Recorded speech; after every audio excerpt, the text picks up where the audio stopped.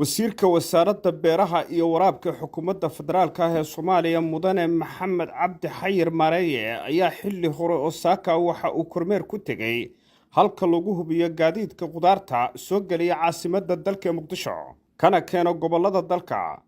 isagoo wasiirku la kulmay saraakiisha ciidamada iyo wadayaasha gaadiidka qudaarta keena Muqdisho kana xog wareystay sida shaqadu u socoto iyo caqabadaha shaqo ee jira. kormeerkan ayaa ahaa mid uu wasiirku uu ku ogaanaya xaaladda dhabta ah ee ay ku sugan yihiin ganacsatada qudaarta keena magaalada Muqdisho waxaana uu wasiirku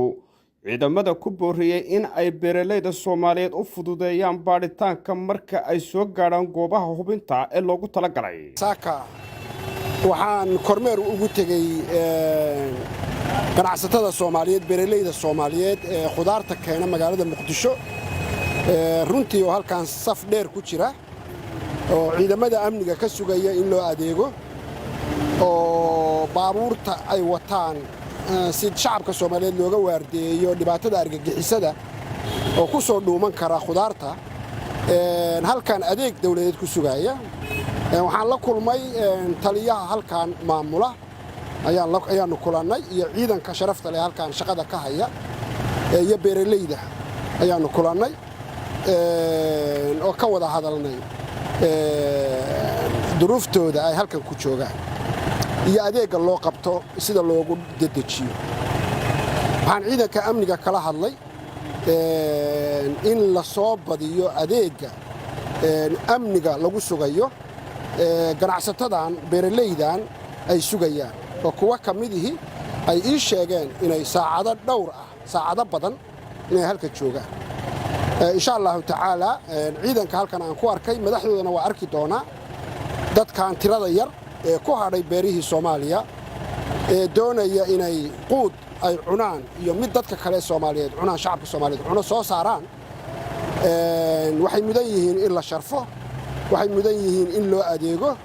وحي مديهين إن سيدا وقود أخصها بدن الصورة قلعة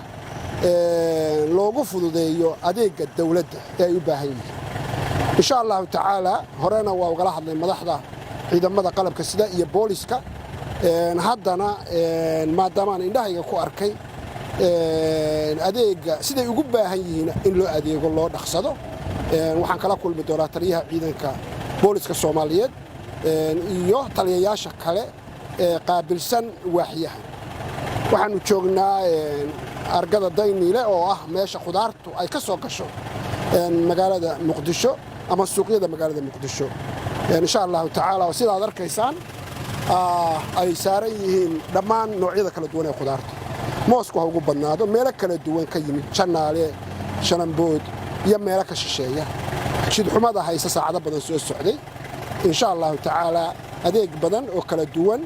وأمني قدر كنا لو جسوا